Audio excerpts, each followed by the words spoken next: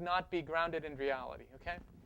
And it's not just the Western ethics, but it's also a lot of the trouble with Islamic environmental ethics, or those ethicists who are talking about these concepts, they tend not to look into the practical aspects of it. Also, there's often very shallow criticism of Western environmental ethics as this is not practical or sort of looked down upon. But there is no the alternatives are not offered by some of these scholars. So they will talk about how there is environmental racism, and this is a reality. Okay, you'll see that the cases that comes up, whether it's the cities or minorities, there is this aspect of racism that relates to it. However, that also relates within the Muslim communities. It's just not a Western phenomena, racism or anything like that.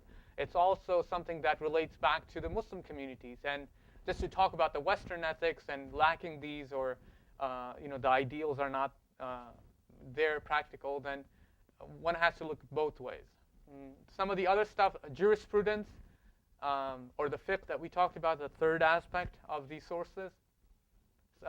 Cases of the past, such as water and animal rights, cannot become basis for the current crises, such as global warming, ozone depletion, deforestation, overpopulation, right?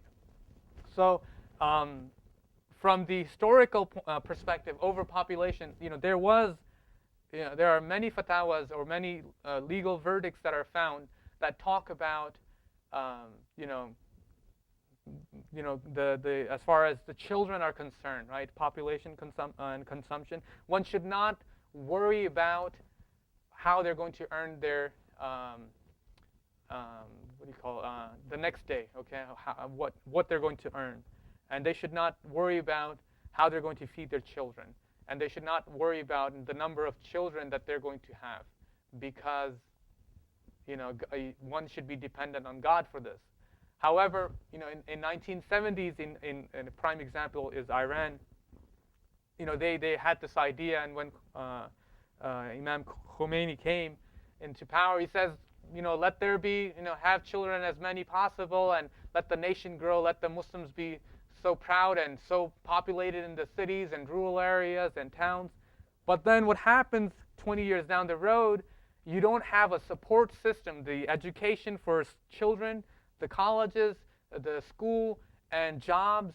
And so it's a chaos. It's a matter of chaos it's coming together without any preparation and planning.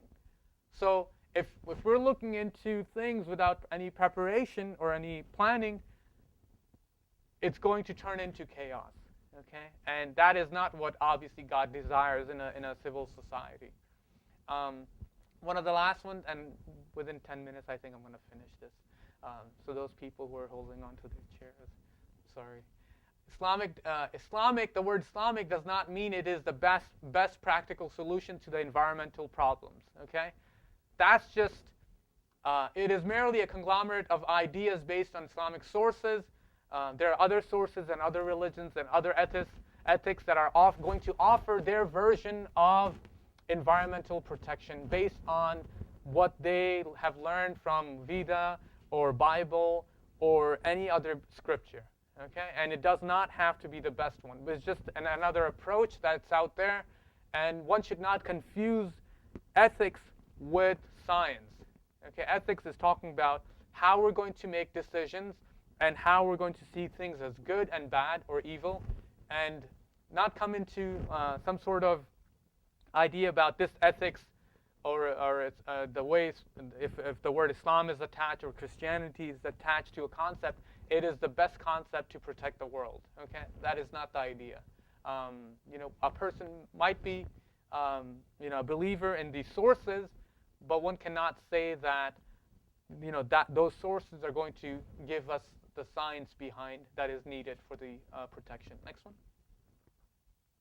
Okay, now, this is what I am talking about.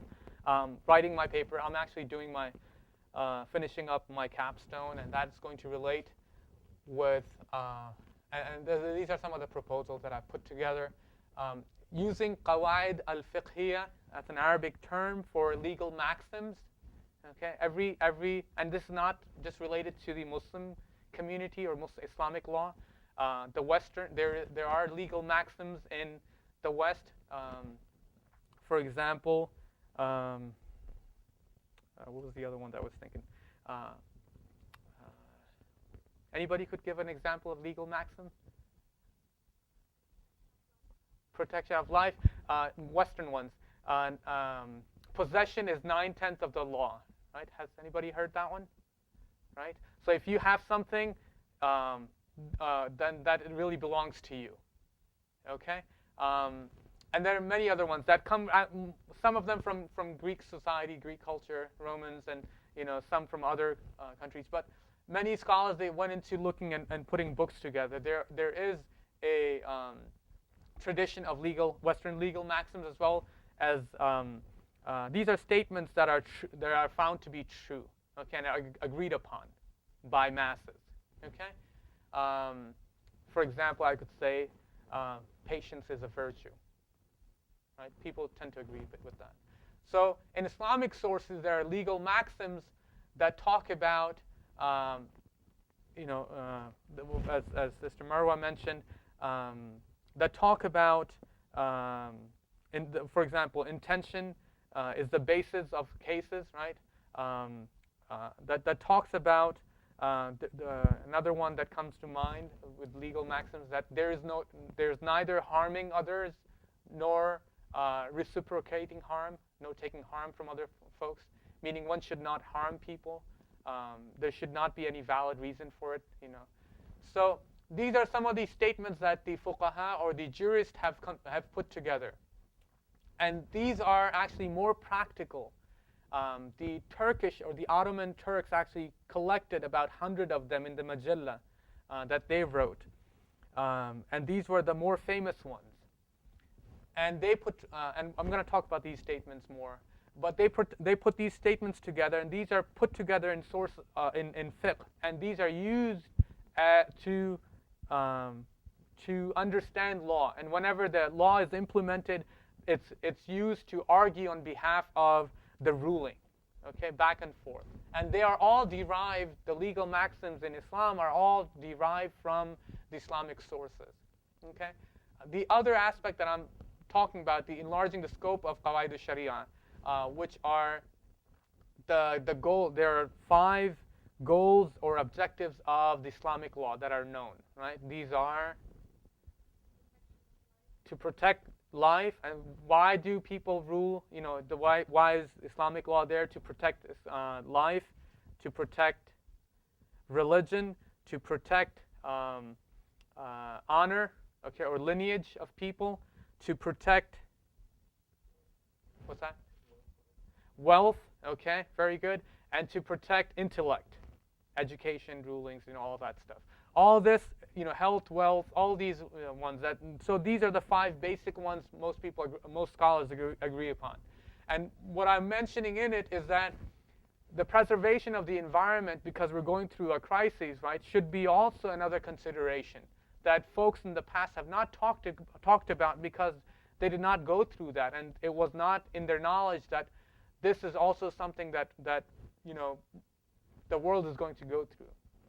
So preservation of the environment, whenever we're looking into legal cases in Islamic law, should be also something that to consider. And that should also be a goal of the preservation and protection of Islamic law. That the ruling should be made in regards to, first of all, is it something that is going to hurt the environment, or is it something that is good for the environment? Okay, so there are cases, and we're not just talking about water and animals, but we're also talking about air rights. Okay, idling, right? When people start their cars, and 15 minutes they just let all this carbon monoxide and carbons that are going into the air. We have acid rain and sulfur that's coming down, right? Acidic portion of it. So we're wondering, where is it coming from? So there has to be rulings that are derived based on these Sharia sources or Islamic law sources. And where are they going to come from? When we have, or when the Muslim or Islamic law has something within the law that really says